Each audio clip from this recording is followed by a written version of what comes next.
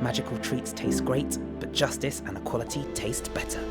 To combat hate, all ad revenue from my HB Kitchen will be donated to trans and LGBTQ charities. Thank you for supporting the kitchen and helping make the world a better place.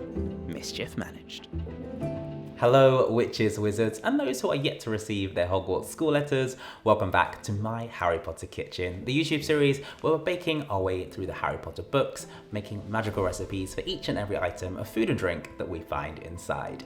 If you missed last week's recipe where we served up some golden snitch cake pops made from a chocolate walnut cake, then make sure you check out the link down below in the description. And if you'd like to see more, make sure you like this video, hit that subscribe button, and then click on the notification bell so you get an alert every Magic Monday when there's a brand new recipe. Speaking of which, there is plenty more food on the way, so let's fire up that cauldron and bake some magic.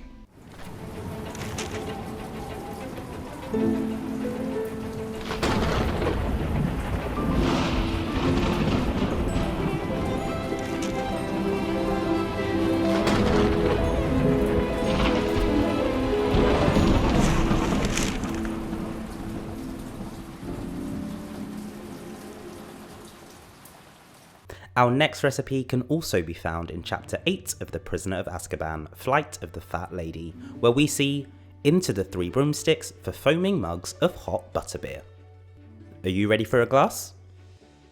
Butterbeer is back on the menu, and this time we're conjuring up the hot version. Now, if you've ever been to one of the Wizarding World parks, you'll know just how irresistible this drink is, which is why I'm extra excited to show you how to make the best homemade butterbeer so you can conjure it up anytime you get a craving without having to go on such a long trip. Now, my recipe is made up of 3 separate components: an infused milk, a butterscotch sauce base, and then a cinnamon cream topping. I'll walk you through how to make all 3 and then we'll bring them together to make the ultimate butterbeer recipe. First up is our infused milk. For the infused milk, I've started by preparing my vanilla pod by cutting it in half lengthways and then scraping out the seeds. You'll get the best flavour if you use fresh vanilla pods, but it is slightly more expensive, so you can also use vanilla extract for a cheaper alternative. Grab yourself a heavy bottom saucepan and then pour in your milk and your double cream.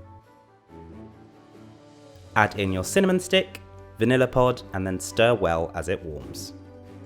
Just before it reaches boiling, you want to reduce the heat to the lowest temperature and allow it to simmer for a further 10 to 15 minutes.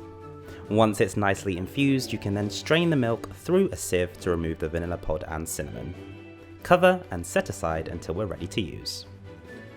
Now, one of the great things about this recipe is that you can create the butterscotch sauce in advance and then stir it in an airtight jar in the fridge for up to 1 month. That means that whenever you get a little craving for some hot butterbeer, you can just heat up a mug of milk, stir through a teaspoon of that sauce, and you've got yourself a magical instant butterbeer drink. Today I'm going to show you how to make a whole batch, which is perfect if you're planning a Harry Potter movie marathon with some friends, but it does taste so good you might just end up drinking it all yourself.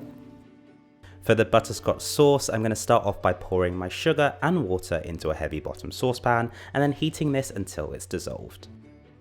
Stir gently, but try not to make too many sugar crystals. Allow this to bubble away for another 5 minutes until it goes a lovely dark brown. At this point you can add in your butter and then carry on stirring until it's melted. Next you want to pour in your double cream, and be careful at this point because the mixture can bubble and splash. I'm also going to flavour my butterscotch sauce at this point with some salt and vanilla. Stir well and then allow to cook through until thick enough to coat the back of a spoon. If you're storing the sauce until later, you can then jar it at this point and allow it to cool completely before you place it in the fridge.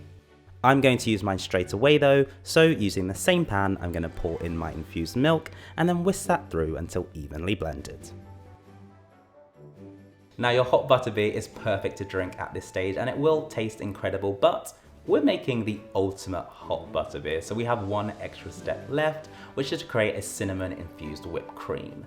Now, this will take a few minutes, but trust me, it is worth every second to take your hot butterbeer to the next level.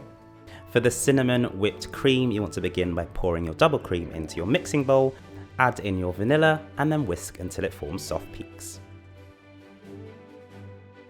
At this point you can then flavour it with your cinnamon and butterscotch sauce, and I'm folding mine by hand to prevent overmixing.